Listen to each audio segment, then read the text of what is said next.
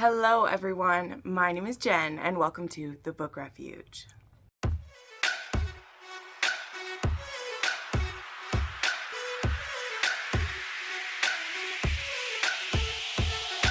All right, friends, welcome to week 43's weekly wrap up, and I'm so excited. Today we have, I think there is 10 books to talk about, including 4 new and upcoming releases, as well as some rereads, and I'm just so excited. So we don't have any new channel members or patrons to welcome, but I gotta do a bit of a self promo with my Etsy shop. I have my entire backstock and current collections are 25% off. There's no code needed, nothing extra you have to do. I have this entire sale going until the end of day Sunday. I know most of you don't see this until Sunday, so definitely jump onto it now. But I am trying to clear out some of the spooky stock and current stock that I have, so I've made it pretty much as low as I can go and still, make a bit on it, but I want to get some stuff shipped out, so feel free to stack them up in there. We of course have all the different sizes of book sleeves. We still have some of the super cute spooky ones. This one fits the Kindles or mass market paperbacks. Then we have the indie size. This fits usually the Amazon Fire tablet or most indie size books. It'll fit ones like this size. Then I also have the hardback or large size. I have that still in one cute spooky one is left of those. And then we also have some fun stuff, like some cute little pencil pouches.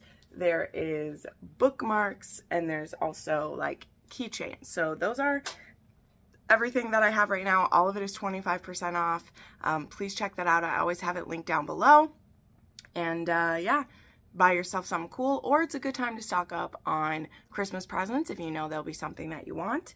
I don't currently take custom orders for anything just because this is still kind of my side thing, and books are always going to be my focus, but 25% off the whole store with no coupon is pretty great. So we will push that away and we will dive into the books. Thank you for indulging me in that, but you know what?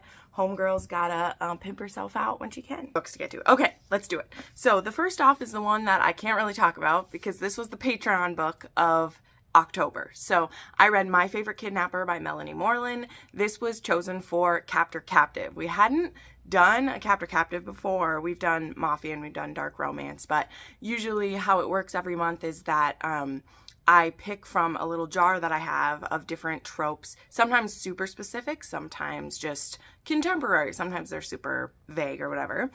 And this time around, oh, my nails match this. That is cool. Anyway, sorry. And this was a book that I already had on my mind, and I was like, oh, this could be really fun. And it did end up being the one that everybody wanted us to do. So this, I won't say more because again, please check out my Patreon. You can get access to at this point, you get access to all my backlog of reviews, which there is 18 months worth of on there, which is great. But at the $7 tier and above, you get access to voting on this. You get access to that reviews that I've done. And you also get a chance to win this book because this book, as I read it, I annotate it, and then I raffle this book off every month. So someone's going to go home with this book after I do these videos and everything. So yeah, this was a Captor Captive, but what was really fun, and what I will tell you about this book, about my thoughts on it, is that Melanie Moreland says in her note in the front that she says, this book is a romantic comedy, and the content of this book is for entertainment purposes. She set out to write a dark-themed, morally gray kidnapping story, and the characters took it someplace she didn't expect. So this is a romantic comedy, and it is not a satire or parody on the kidnapping trope, and isn't trying to make light of kidnapping, but it is a very sweet, as you can tell, she put the cover on. Even the cover with the man on the front is a very cute one. So yeah, I had a good time with it, so definitely check out my Patreon if you'd like more in depth about it. I try to keep my thoughts on the books for Patreon kind of to myself for a few months, but I'm sure I will put this in rec videos eventually and I'll talk about it a little bit more. But I had a good time with this book, so definitely check out my Patreon if you'd like to know more details of it. And check out what book we're going to be reading in November, which will be my very first Candy Steiner. Can you believe it? I still haven't read a Candy Steiner. I've had her on my TBRs before, but we're going to be reading The Blind Side for a fake dating trope, which is great. Okay, next up we had a reread. I've continued to reread some Cresley Cole. I will continue with this, but I have had to wind down a little bit. As you'll see, I had a lot of arcs to get to, and I was having too much fun rereading Cresley Cole. So I had to step back a little bit from that. But if you don't know, if you join the Cresley Cole Facebook group, which she has a huge group, they are doing a read-along. Now, I started my read-along before they did, and I obviously read a lot faster, but they're just starting the read-along where they're going to reread all of the books in Immortal After Dark and end just a couple weeks before The Witch Queen of Halloween comes out, which, yes, it didn't end up coming around Halloween, but to me, Cresley Cole's books are Halloween all the time. And I'm very excited because it's going to be Rook the Smoke Demon's story. And I mean, I know I've shared this in my previous weeks, but in case you haven't seen those, if this is your first video, hey, hi, this is a weird one to start off with, but welcome to me. And there actually is more mentions of Rook in these earlier books than I remembered. Like, it had just, I've shared that I usually reread the books Lothair and onward because those have just been the ones I like the most. I don't know. But I went back to book 2 and 3 and I've been rereading from there, and I'm almost back up to Lothair again. And that's just been really great. Like, it's been really great to do. So this one, I should probably talk about this one. This one, Pleasure of a Dark Prince, is Lucia the Huntress and Gareth McGreeve. And what's crazy about this one is Cresley Cole jumps around in time a lot, and when you have immortals, what does time really even mean, right? So this one actually starts before A Hunger Like No Other. So Lachlan, you know, if you've read A Hunger Like No Other, Lachlan has been kept captive by vampires, and he is about to give up, and then he smells his mate up above, and it gives him the strength to bite his foot off to get out of his chains and run away. So at the beginning of this book, that hasn't happened yet. Gareth is the heir apparent to Lachlan, and he has really been shirking that duty. I mean, he's still been doing his duty, but he's like, I am not the new king. You can call me a prince, I guess, but like, I'm not the new king. I feel that Lachlan is still alive, but they haven't seen him in 100 years. So anyway, this one begins with this big, versus, are they doing Lycae versus demons? I can't remember, but they're basically doing like a rugby game, because the Lycae now live in New Orleans, and the Valkyrie at this time don't like this, right? Because there's no connection yet between the Valkyrie and the Lycae, and so they're still, you know, enemies with each other, even though they'll both probably end up on the light side of the fight in the apocalypse, right? And McGreeve, he's playing this game, and Lucia, the huntress, who she kills vampires, and she is just a badass huntress queen, she happens to run by the field, and Gareth smells her and knows that he's found his mate. Now, the only complicated thing, as it is with all of Cresley's books, I mean, they don't all have this complication, but they always have some huge complication. Lucia only has her skill as a huntress because she remains chaste. She was gifted by a goddess the power to never miss her target with the arrows, but only if she continues to honor the goddess and do what she wants. And so finding a mate whose main goal is to make the rumpy pumpy, make the beast with two backs, whatever you want to call it, that's not good. So yeah. So then we see a few time jumps in this. You know, we eventually find Lachlan, and we see, and I mean, Lucia gives this man a run for his money for real. But I loved revisiting this, as I am all of these. If you're not listening to the audiobooks of these, you are mistaken.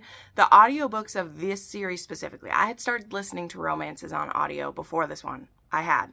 But when I listened to this series and I listened to what Robert Pekoff could do, it became cemented to me that audiobooks were going to be a main way that I took in books. You know, I didn't have anything against them, but they were still just kind of like, if I have to, if I'm going along a road trip.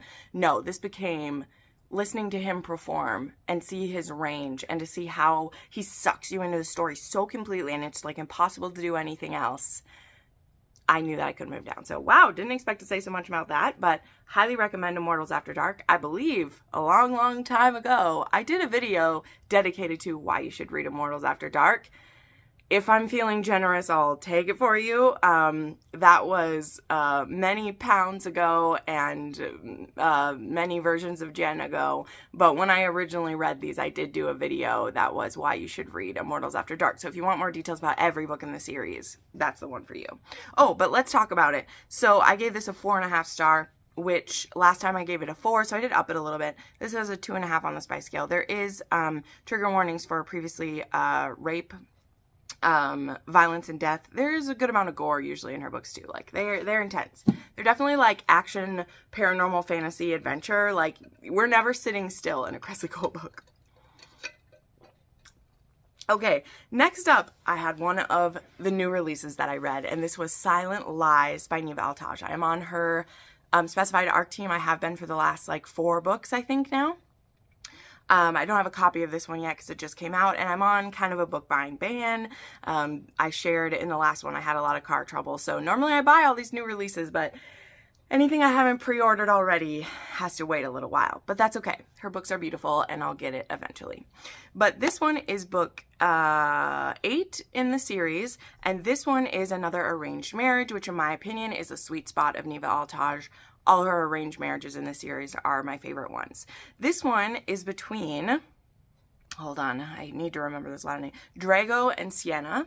And Sienna is the sister of Asya. So if you have been reading through the series, you can do that. If you haven't, she does have a note that to continue past book 6, which I believe that one is the one with Asya and her partner, you should be reading them in order. Really kind of 1 through 6, you could read them in any order.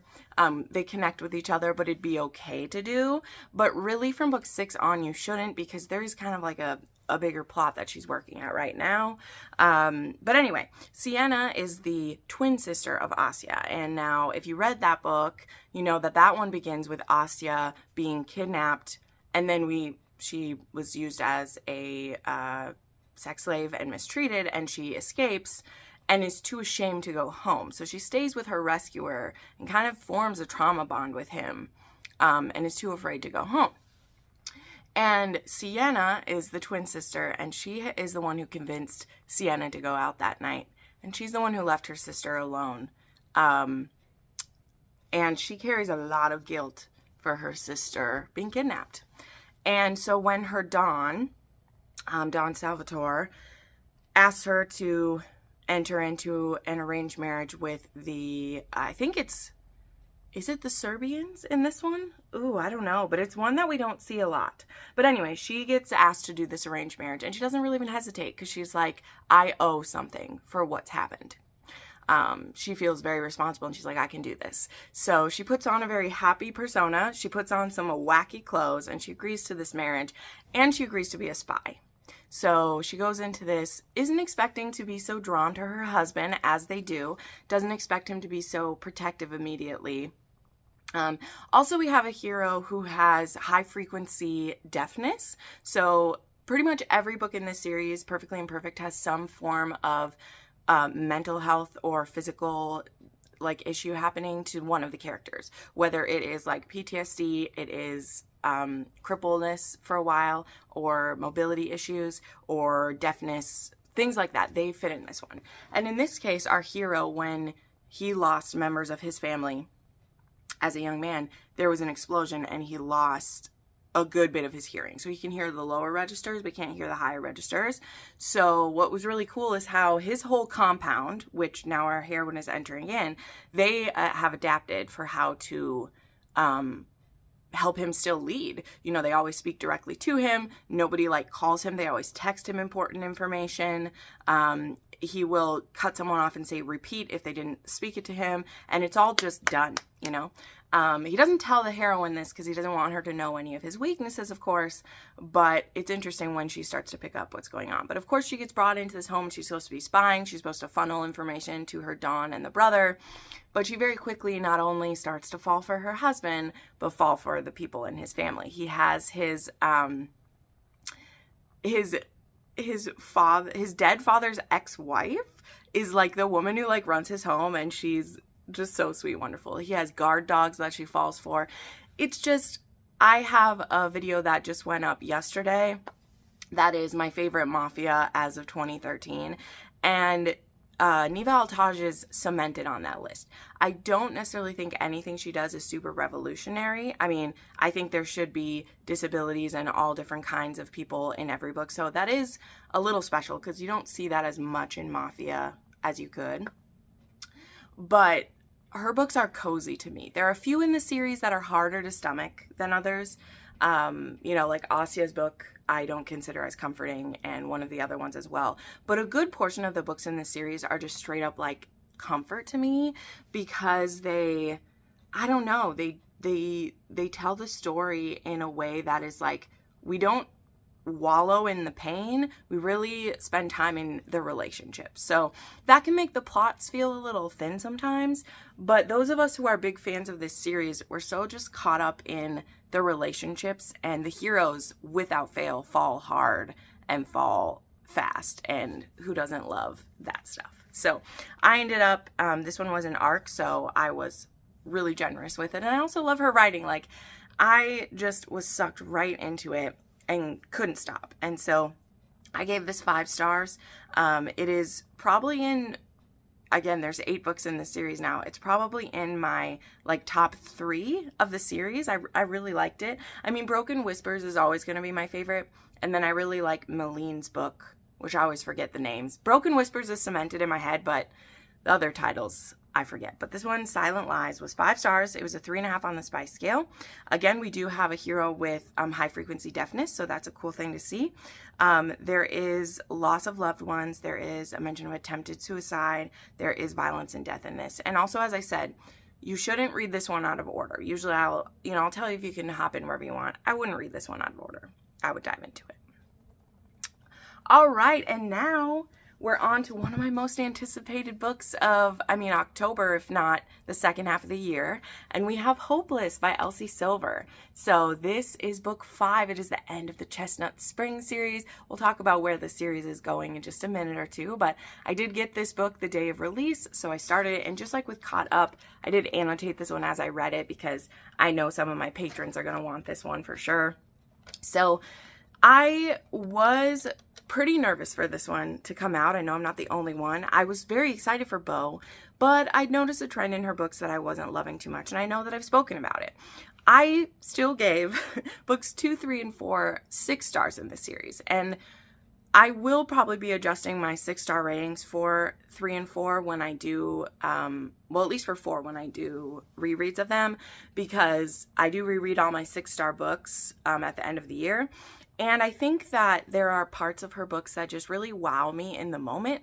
And then when I sit with them, I don't feel as good about it. Now, to be fair, I do speak with my friends specifically about these books a lot. You know, I talk with Jessen about these, and I talk with Crystal about these, and other people too who message me as they're reading because they know that I love this series so much.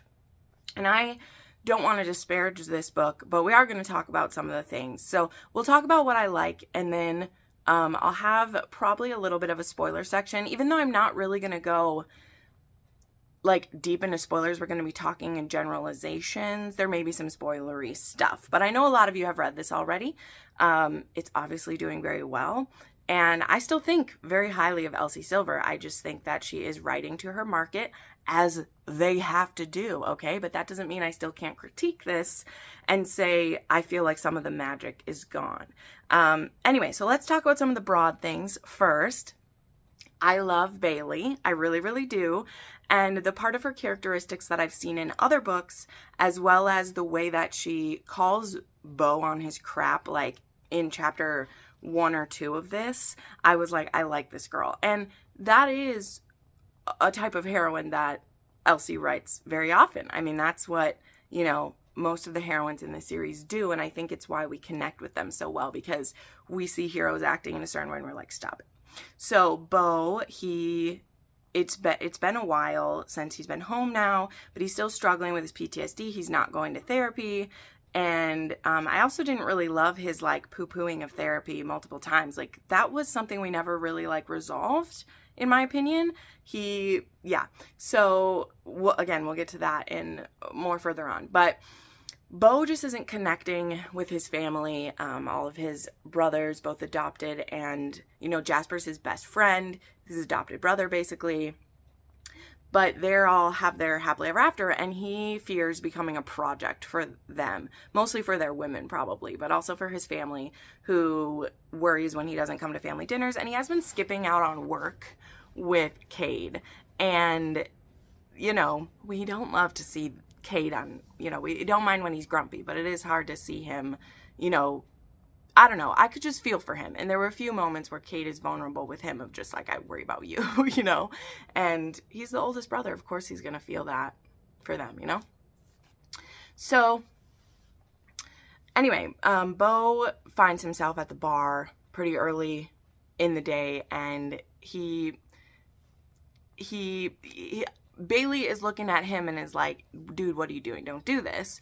Don't waste your life away like this in here. Don't become like, you know, she is a Jansen, and the Jansens have, their name is mud in that town, and she has struggled with getting a job, being able to earn enough money to go to college and get out of this town. Her family is slowly strangling her, and they will steal from her if they need to. She's the one paying the rent on like the mortgage. Her rent money pays the mortgage on her family's property, basically. Meanwhile, she's in this tiny, I think she said 17-foot trailer or 13-foot. I don't know. It was small. Basically, the sound of it, like, it would fit in my living area, right? And it's just not good. And she sees Bo kind of throwing away that potential. And she's like, dude, you have so many things going for you. Now, granted, that is a bit presumptuous for a 22-year-old to say to, I believe he's 35 and is a war veteran who's went through some stuff, but also he is kind of moping around and he can take it. So there's that. But what ends up happening is this one is a fake engagement. They go back and forth, and Bo is like, I don't think my name is as powerful as you say, but let's be fake engaged and see if that helps. So it is a paper thin reasoning, but I had this discussion with Jesson and even Crystal that I was like, how often is fake dating really have to be like complicated? And we're actually going to talk about another fake dating right after this one that I think the same thing about. So I wasn't too mad about it. It was fine. It got them into forced proximity. They actually end up as kind of neighbors and then roommates very quickly because her brothers just keep causing problems. I don't want to spoil all the tiny cute details because there are some very sweet things in this book. It's still Elsie Silver. There are moments to swoon over all the time. So we won't, there is one fly in my apartment and he likes to come and hang out and I don't want to be friends. I need to get fly swatter. Anyway, so there's that to know, right?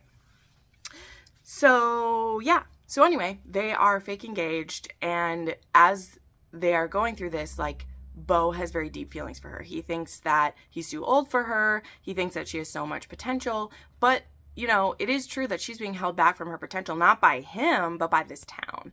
And so I did really like the course of their relationship. Again, there's some details of it I don't like, we'll get into. But I just loved how much they cared about each other, and that very quickly in the beginning we see, before the fake engagement, we see them become genuine friends. He wants to look out for her. He sees that she hasn't had an easy go of it, and he wants what's best for her. And I love seeing that. I'm here for it all day, all night. Let's roll. So that's beautiful. And then when there starts to be more, Bo wants to be very clear that he isn't doing this for fake reasons or obligatory reasons, and I love that. I thought the conflict, there's a reveal that causes a conflict. I didn't really get it. But, I mean, to be fair, in Elsie Silver fashion, it doesn't lead to a full-on, like, breakup scenario. But I also thought that the reaction was a bit over the top for me. I was like, I mean, whatever. I don't know. There was other stuff that could have been the conflict in it. But I did like the resolution of this. I loved seeing things where we get to see like where Harvey has ended up. I am buying the Bloom editions as they come out, and there are chapters from Harvey's point of view. Specifically in this one, I wonder what that chapter will be. And then at the end of this, we find out the next series she has coming, which I believe the first one has already been announced. So I'll put it up here. I'm pretty sure that will be this series. And it's going to be, well, for sure, the first one is going to be Willa's brother, because we see some of Willa's brother in this one. So, and he's not quite Willa, but we can tell that growing up with Willa and being around her, he has some specific, like, types about him. So, okay, now I'm going to put this down and we're going to talk spoilers for this, but you can just skip to the next book cover if you don't want to hear those. But, oh, sorry, before we do that, I should tell you the rating and stuff, so if you want to know that. So I gave this one a 4-star. Now, my initial finish, I had it at a 4.5 because I've rated the other one so highly, and I really do feel like this one, for me, is kind of above Reckless and Powerless, but I gave those ones 6 stars, but as I said, I probably will be lowering my rating for those books. So I wasn't going to rate this one a 6-star just to have it be higher than those, if that makes sense. And after talking through this book with just other people, with my friends, I was like, you know, I had more issues with it than I did with other books. So it was 4 stars for me. It's a 3 on the spice scale. This does have discussions of alcoholism, PTSD, and there is skin grafting / burns discussed, which is some own voices actually for Elsie. So that was cool to see. And then there is some praise kink that happens in here because it wouldn't be Elsie Silver if we didn't. Now, I guess I should speak a little bit on something I didn't like before I go to spoilers, because maybe you don't want full spoilers, but you want to know that. So the main 2 things for me that don't ruin this, but I was like, I feel like in other books, Elsie has explained better. Bo's PTSD basically just disappears by being in proximity to Bailey. There's a line that, though it seems very beautiful, I was a little bit annoyed by in hindsight. And it's something where he's like, I'm better when I'm around her. There's a line almost like she heals me. And I think that's beautiful. I think love can do a lot. But there also is a scene both in the beginning and the end where him and Winter talk, and they disparage therapy about how they could never go to therapy. And in the beginning, they talk about how that's not a great thing. And then by the end, it's just like, who needs it? I don't know. I didn't love that because he has some pretty PTSD, and it's just, while there's sweet moments that Bailey helps him through, I don't think that just 2 weeks a month of hanging out with Bailey just erases the trauma of war. And I don't love that. I just got to be honest. PTSD is one of the triggers that I take very seriously because I have loved ones who have it, and it doesn't go away like that.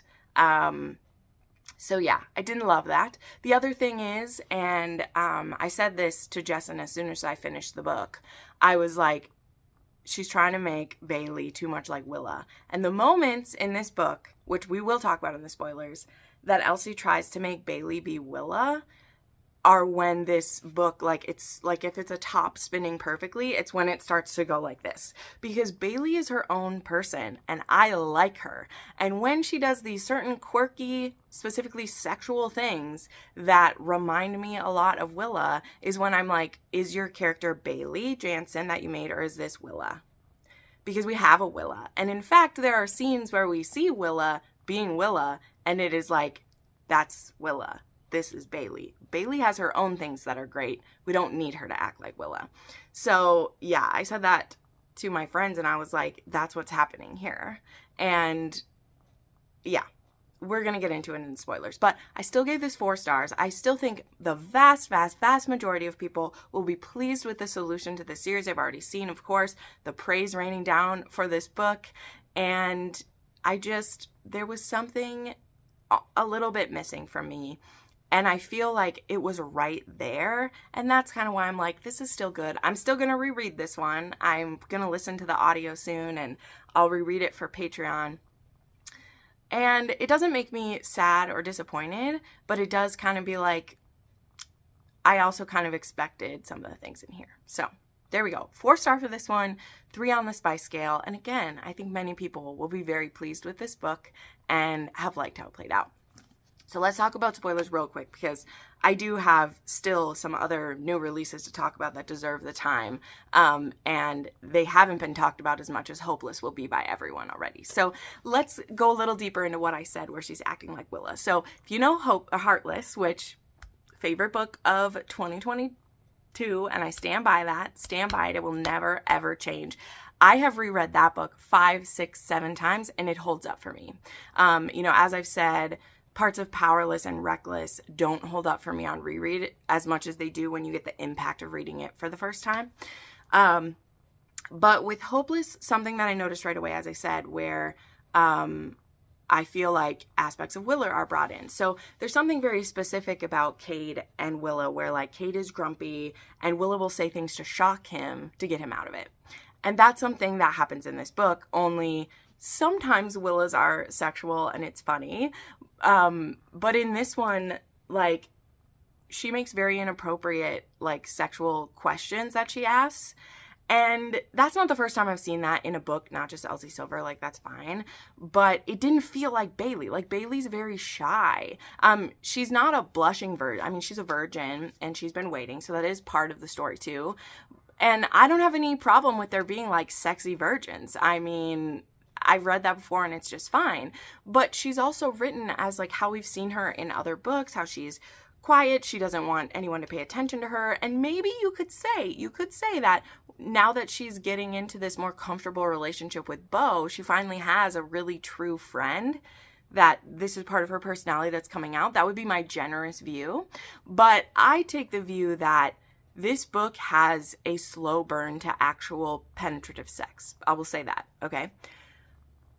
They do not fully consummate this relationship until 80% into the book. You know, that's why I'm putting this in the spoiler section. There are still times where, like, she gets off. There are still times where there's one of them, like, mutually getting off. And then there's these moments where all this sexy talk is thrown in, like discussions about anal, discussions about toys, that just don't fit the moment. And it's her just blurting it out. You know, they don't come up in a sexy way. There's these really beautiful, sometimes like intimate moments of him coming out of a bad dream, and to break the tension, she makes sex jokes. And I don't know, it was like, this isn't funny to me in the moment. And I know it's supposed to add more to their sexual tension, but I didn't need that. They have wonderful chemistry. And so her throwing that stuff out there, literally at the drop of a hat, to shock him and have him be like, the stuff that comes out of her mouth. And she's supposed to be so horny and everything. And I'm just like, this doesn't feel like the Bailey we've seen before. And even like in the beginning, like, she's bold about some things and will like give Bo crap. But then she like spits out these other things. And I'm like, wait, that's something that Willa did with Cade. But, like, Bo isn't sexually repressed or a grumpy, like, I don't know, he's not the same grumpy that Cade is, so, like, why are we doing kind of the same thing? I don't love it. And then, as I mentioned, too, I don't love that. So he has this thing where, like, at the same time every night, he is awakened with a bad dream. The same time every night. And something very sweet that Bailey does is once she is in his house staying with him, she discovers what this time is, and she goes about making sure that they go swimming before he'll wake up from this dream. So she's trying to reset his mind, as it were, to, you know, not wake up from this. So instead, they're just staying up late every night or sleeping and then going swimming and whatever. And that is how we take care of his PTSD. Is just by her waking him up and them going swimming. And I mean, there is a few times they talk through stuff, but Bailey's not a therapist. She's not supposed to be like giving him coping mechanisms. And I don't know, I just did not love that we don't pick it back up. He talks later with, I think this is when he's talking to Cade. I don't know, I should have put another flag in it. But he says something of like, she's healed me. She makes me better, which, yes, a woman can make you better, but come on, you guys. Why didn't we discuss it more? And again, something I thought was beautiful. We start this book with Cade with Rhett and Summer's wedding, and we end it with Cade and Willa's wedding. So that was beautiful. It's bookended by weddings that we're very excited for. But again, he has to talk with Winter in the beginning because he has to apologize to Winter for going off on her, which is good. He needs to do that. And they talk about the fact that, like, they both need therapy, but they're not going to get it, or they're not going to do it because they don't want to. Because, I don't know. I think in the beginning, too, like, Bo doesn't want to be better is part of it because he thinks he deserves the pain or whatever, which definitely happens to people.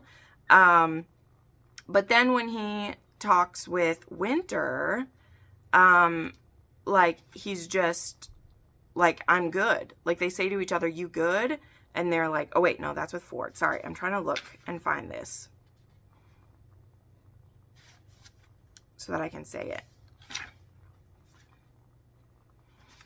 I don't know where, I guess it isn't at Kate and Willa's wedding that he said, it's at a family dinner when he's just like, I'm good now, she makes me better. And I just don't love that. Why didn't her making him better get him to agree to go see a therapist? So did I miss that? Am I wrong? I don't know. I didn't see that in there. And I don't love that. I don't love that just the love of a person can make you better when you have PTSD from being held, like, yeah, no. Okay, we're moving on now. That was enough talking about that one. And like I said, I don't want to beat the dead horse with it. Those are the two main issues that I had that kept it from being a new favorite. And they were, like, specifically the thing with her, like, saying inappropriate things. And, you know, because here's the thing. If we wouldn't have interjected those things in this book, this would have been like a 2 Chili Pepper book. Really. Really. There aren't a ton of, like, full-on sexual interactions in here. And guess what? This book would have still been beautiful. But I don't think that Elsie feels like we will love her writing if she doesn't have a 3 Chili Pepper or more in her stories. Or I'm just telling you because I'm about to tell you about an author, not this very next one, the next one, who really, like, doesn't do a heavy hand with her spice. And it's one of, like, the best new releases I've read this year because she trusts her writing, and the story she was telling didn't need there to be sex all the time. And this story didn't need there to be sex all the time. But somehow, even though they weren't having sex, we had to interject stuff all the time to make it spicy enough for people. And that's something I've talked about ad nauseum, and now I've talked about this book for 10 minutes, but it's hopeless. It needed to be said. So there we go. There's my thoughts on it. Moving along to another upcoming release is One Chance by Lena Hendricks. So this book, oops, I accidentally put the wrong thing in there. Oopsie. So this is the third book in the Sullivan series. This one is Lee and Annie, and this one is a best friends to lovers. Also fake dating, also super paper thin. So wow, there's so much to explain to, like, even tell you what the fake dating thing is. But basically in this town, they do this charity event every year where if you're not dating someone, you go up on a date auction. And the person that ends up buying you the date, you agree to 6 dates.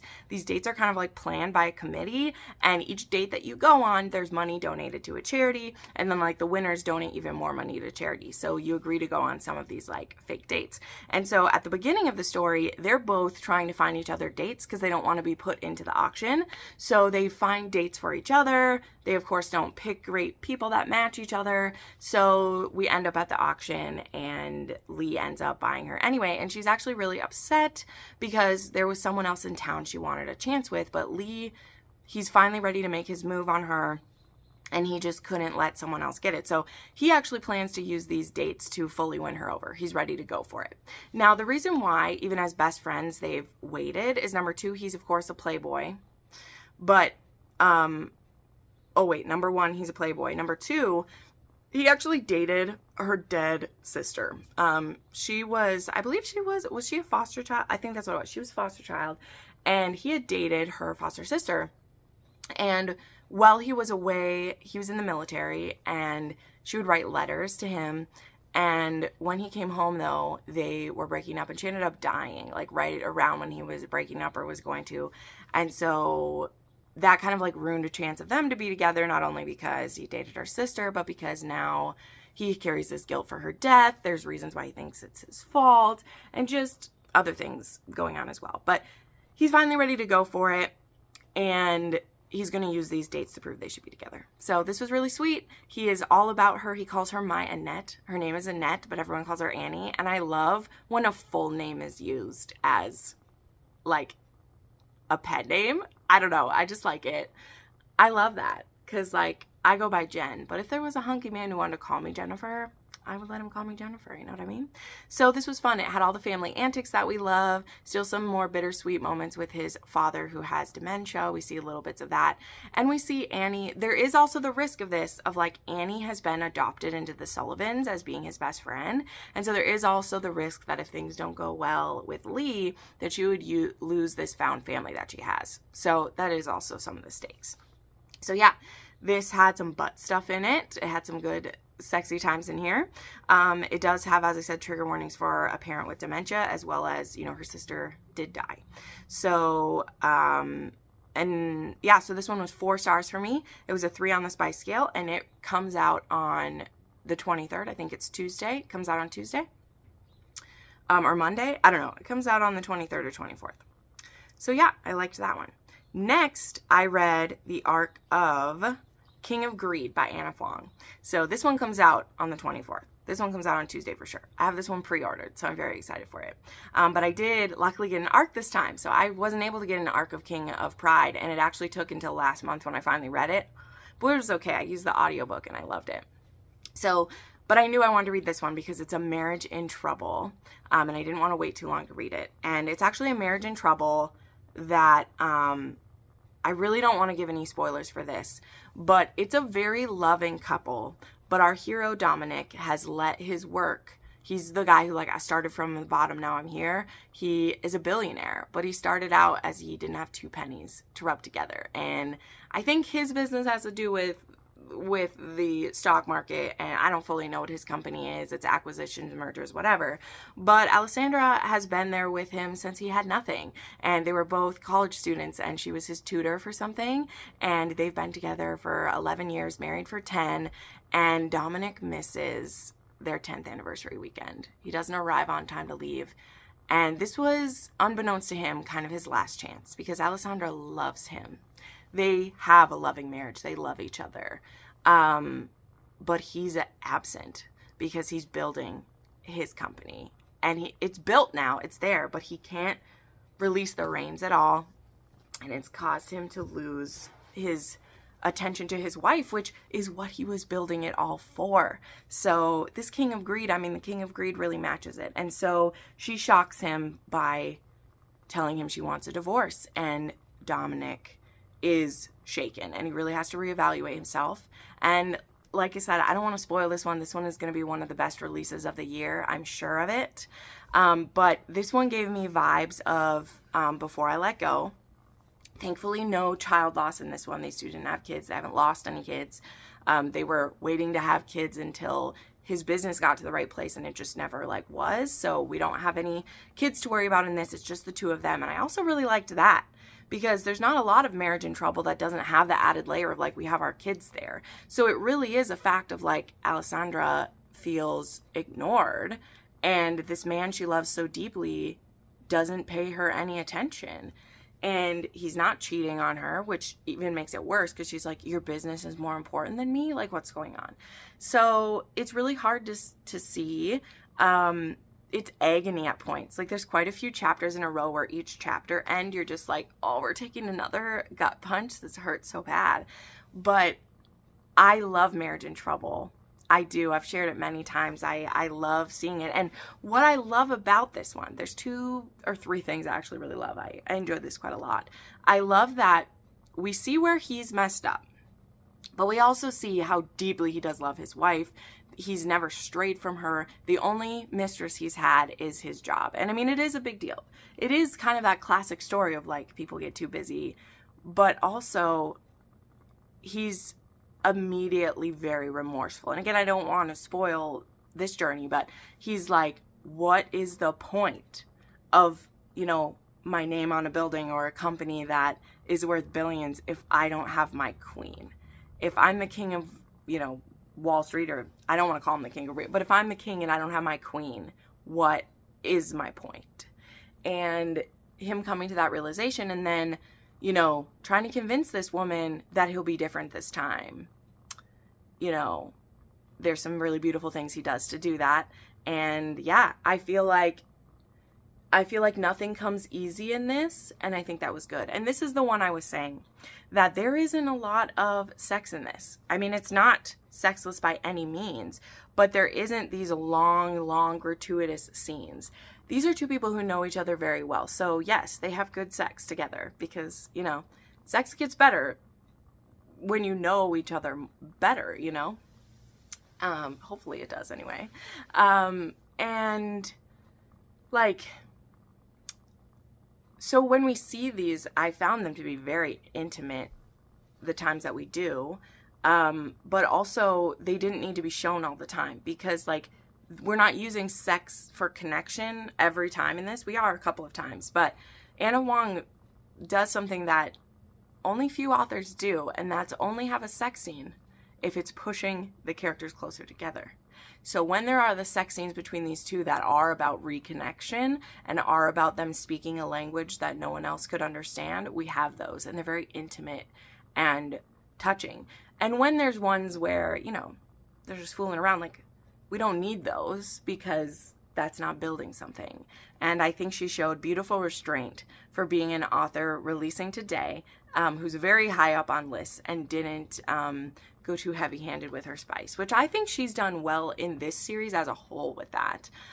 Even with book 4 in the Twisted series as well, she pulled back on that a lot, and I loved it. So this was a 5-star read for me. It was a 2.5 on the spice scale.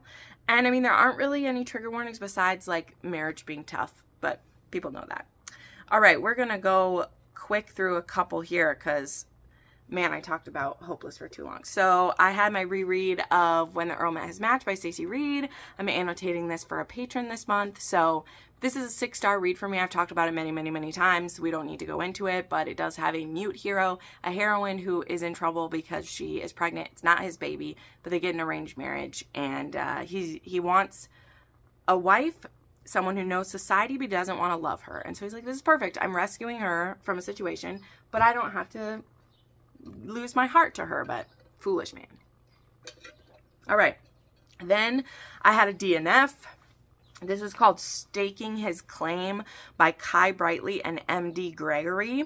I was trying to read some MM romance. I'm supposed to be on another YouTube channel this week, and we're going to be discussing MM romance. So I was trying to squeeze in a few. But this one was not it. This was one that on a whim I saw someone talk about on Instagram, and it said it had a very interesting kink in it, and you know I'm always willing to try that. And they didn't like tell me what the kink was. So I went to Goodreads and I looked up what the kink was, and I was like, huh, interesting. I will tell you what the kink is, but just a second. So this is an office romance. This is between Jackson and Vane. Vane is a deputy mayor of a town, and Jackson is an up-and-coming, I don't even know what he's doing in politics, I'm not sure, but he isn't above sleeping with men to up his position. So he's willing to sleep his way to the top, and he finds out that Vane is someone who might be into that. So he makes himself available to Vane, and Vane is like, sure, I'll fuck you. Let's do it. So they meet up for the first time, and it becomes clear right away that Vane has a breeding kink. So he wants to fill Jackson up. But then he also has a belly kink, a pregnancy kink. So he wants to fill him up with so much that his belly swells. And after their first experience, where he is very, like, Jackson is a little bit like, whoa, this is a lot. But I mean, the sex was good. So if he wants me to say certain things, like he wants him to call him daddy, but only in the bedroom. He's like, please don't ever call me daddy. Like, I only like it when I'm fucking you. And I was like, okay, I'm okay with this as well. But Vane orders a pregnancy belly and sends it to Jackson and wants him to wear it, and he wants to think that he's impregnated him. So that's the kink.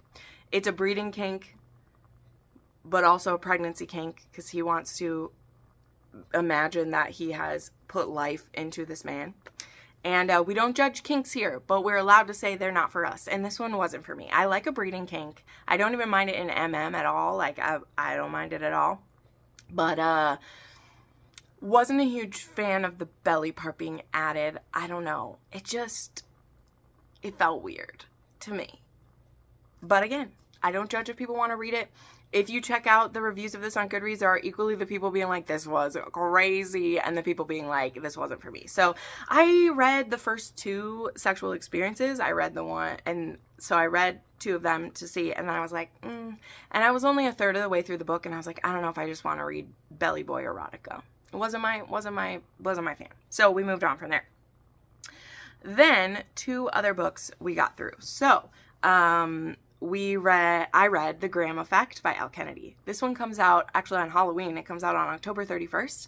I was lucky enough to get an early copy from Bloom. They sent me some cute little stuff along with it, and I had a great time with this book. This is the first book this is going to be the Campus Diaries, and it is going to be a 2nd generation series. So we get to see kids from people from Briar U and off campus. And this one specifically is Gigi Graham. This is Giselle Graham. So this is Garrett and Hannah's daughter, and she's a hockey player, and she's trying to make the Olympic team. And then we have Ryder, who he's a part of the, I think he was a part of the Eastman group. I can't remember, but there's these two colleges that have been squished together. And so there is now a only Briar University hockey. There's a roster in here, and it has men from both places. And so there's two co-captains made, and there's Case Colson, who is Hannah's ex-boyfriend because he cheated on her, who her father loves, by the way. So, but she hasn't told her dad that he cheated on her because she doesn't want him to think badly of him just for that. She's like, that's a personal reason. I don't want to affect his career. And if my dad found out, he would probably punish him for cheating on me. And then there's Luke Ryder, who goes by Ryder. There's a very specific reason why he doesn't like his first name, so I just want to say that. And Ryder and Gigi come in contact, and of course first they're rivals because he's from this school that the hockey team got enveloped by Briar U, and so they're not getting along. But then they're very attracted to each other, and they also like are really blunt with each other. So Ryder, he's a man of few words, but he wants her dad to like him. He wants to become a coaching assistant, not a coaching assistant, but there's a camp that is like a charity that Garrett runs, and he picks someone to be a coach there every year. And Ryder really needs that. So Ryder, he grew up in foster care, but he eventually got into hockey, and that's really where he shined. It was a place where he could put all his frustrations into it. He could just really give it all that he's got. And so hockey is everything to him. And so he knows he got on a wrong foot with Gigi. And also, again, like he's co-captain with her ex-boyfriend, but he needs a favor from her. And Gigi wants to catch the eye of the Olympic scouts and prove that she's good enough to be on that team. And so they decide to swap help. So she agrees to say nice things about him around her dad, and he's going to give her tips that other people are kind of afraid to give her because he's willing to critique her game, basically, in ways that other people aren't. But anyway, so that's how these two end up in kind of this mutual thing there. And then it leads to Gigi doesn't really like having casual sex. She's only really been with dedicated partners before, but somehow it comes up that they both could use some sexual release, and they then agree to be enemies with benefit. They're never really like enemies. This is one of those that like, this isn't really enemies to lovers, but it's like rivals, you know, it's rival teamish kind of things. I don't know what else to say. So yeah, this becomes like a enemies or rivals with benefits relationship between these two. And then we have this beautiful slow burn between them through like the whole school year in this. So yeah, I really, really like this. I don't want to spoil anything. I was asked to very carefully not say certain things since I got such an early copy of this one. If you've loved her other series, you are definitely going to want to read this. I definitely think this book is built for people who've read the other books. I'm not saying you wouldn't still enjoy it if you did, because it is the beginning of something new, but particularly when I'm going to talk about a little bit of the downsides I had with this, it has to do with if you haven't read the other books or you don't like remember who everyone is, you might want to reread these or touch on a couple of them because there is a lot of like connections between them, right? Because it's the kids of people. You know, we're seeing John Logan, and we're seeing Tucker, and we're seeing all these people mentioned. You know, they're all like uncles to Gigi. Particularly if you read The Legacy, I think would be really, really good. But you would at least want to read the Off-Campus series before reading The Legacy. But so yeah, so our heroine here, she, like, neither one of them wants a relationship right away. You know, she had just been cheated on, and he doesn't do relationships at all. But I just loved how they grew to love each other. Again, I don't want to spoil it, but I really enjoyed that part of it. Now, a couple of the downsides to this one is that it was very long, okay? The first 100 and, like, almost 200 pages of this book took me, like, a week and a half to get through, because I would pick it up, I would read a chapter or two, and then I would put it down. Because it just wasn't catching my attention. There was too many names of people. This is very heavy on the hockey, so if you love sports romance that actually get into it, it's here. But I also know some people are a little burnt out on hockey lately because it's been all over. And I mean, this definitely is heavy on the hockey, as it were. So yeah, way too long, way too focused on that. Then I don't think they rushed their relationship. I really like that. I think their sexual relationship fits that of college age kids. There's some beautiful like exploring they do together. There's them realizing like how the sex gets better the more they know each other. That's something I love about new adult, and I don't see it enough. I feel like everyone is all of a sudden a sexual master. But also as well, it's not that she had shitty sex with Case. Like, Case isn't painted as a fully evil guy either. I want to point that out. I didn't mind the ex relationship in this because he is still Ryder's co-captain and they need to work together, and he's not a villain. He fucked up and, you know, there's no chance of her getting back with Case, but he isn't made out to be a villain either. He's a college dude. And again, appreciated how it did. This just felt so true to the age of who they were, but also still adult enough that it didn't feel weird them having sex. You know what I mean? I don't know. It's a tough balance to get. And I think, you know, I've shared this before, I think authors either write the characters too old and they're acting like they're 35 in college, or they write them like they're 14. And then, as I said, it feels weird when they're intimate together. These really felt like 20, 21-year-old people. And so they don't know everything, but they are still, you know, young and athletic and fun. So I really enjoyed this. I think it hits new adult, like where new adult is. And it was a really great hockey romance. So I gave this one 4.5 stars. I do highly recommend it, particularly if you like hockey romance. You already love Elle Kennedy. But I would maybe, you know, I'm sure there will be an audiobook released the day of. I would have listened to this on audio because it was slow. So, but only until, I mean, 200 pages is a lot to have be slow. Like, that's the length of some other novels. But I don't know. The people who love her are going to read this no matter what, so I don't want to deter you. But I want to tell you, if you've thought of Elle Kennedy, like, I think you could enjoy this book. And I think that the slow burn was beautiful, and it ends up with some found family happening for Ryder. He does have a pretty tragic past from foster care. So let's talk about the triggers of this just real quick. There is a death of a parent by another parent discussed. So intimate partner violence is in his past that happened with Ryder's parents.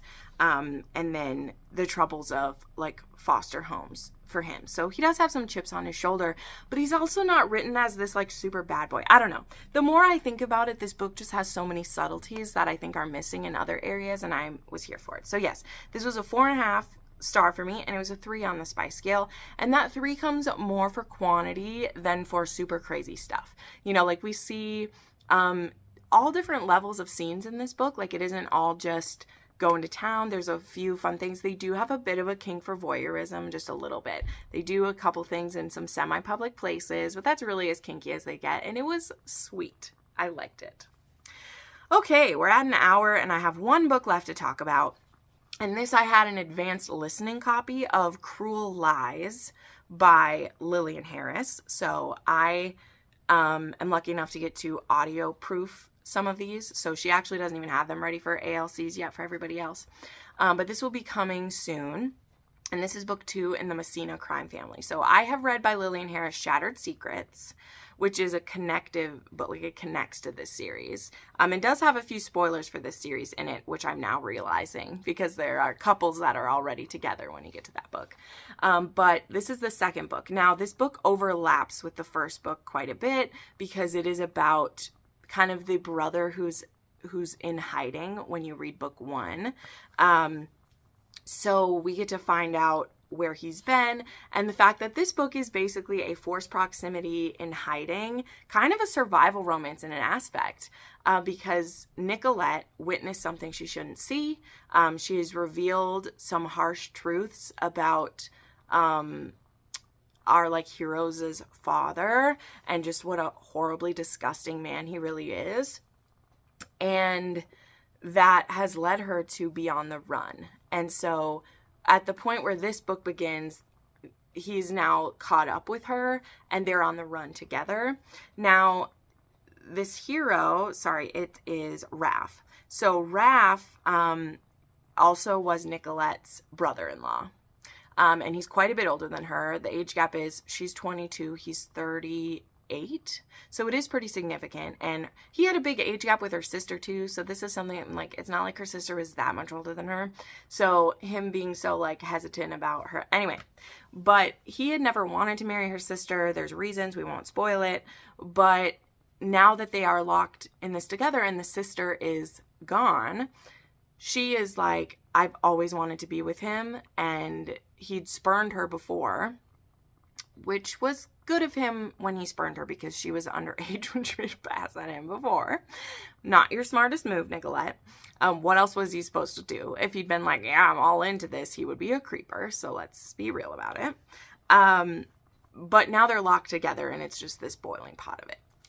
So yeah, this one starts before the first book does, but we catch up to the same like finale that we saw in the first one. So I'm very much looking forward to book 3, which I won't have the audio of that. She said I'll be able to get it in January, but I may actually read this one before I get the audio for it, and I'll reread it when I have the ALC, because next is going to be a really feisty couple, Gio and Isolde, and I'm excited for them. So I gave this a 4.5 star. I tend to, as you know, ARCs and advanced copies, I do round them up a little bit. There was a lot of repetitiveness of him pushing her away. He pushes her away one too many times for me, just being real. And the spice in this one does get a little wacky. But this one was written a while ago too, is the thing. So when I read books from a certain period, they have more of that stuff that I'm just kind of like, whoa, going on. But I had a good time with this, and I was listening to it and audiobook proofing it, and it's very addicting to read along with. So I'm enjoying this Mafia series for sure. So yeah, 4.5 stars. It's a 3.5 on the spice scale. Oh, I'm going to get you, fly. Sorry, I'm going to get that fly. It does have some praise kink, and she is a virgin when they first do it. And then there is mention of loss of pregnancy, not the heroines, abusive family relationships as well. And yes, you should read these in order. Even though I know I said this one starts before the other one, you should read the first one first, which is Michael and Elsie's book. So somehow we still managed to be over an hour. And if you don't know, I do have links down below. I probably put a note somewhere. I do have links down below to all the books that I mentioned. It does help the channel. I'm an affiliate with Amazon, so any book you buy through me does help me out, whether it's the ebook or if you buy yourself a physical copy, check that out. So thank you so much for watching this. Thank you to my patrons and channel members who support me. Don't forget, everything in the Book Refuge Etsy shop is 25% off, I believe, the day you're watching this. And yeah, thanks so much for watching, friends. We'll see you next time. Bye.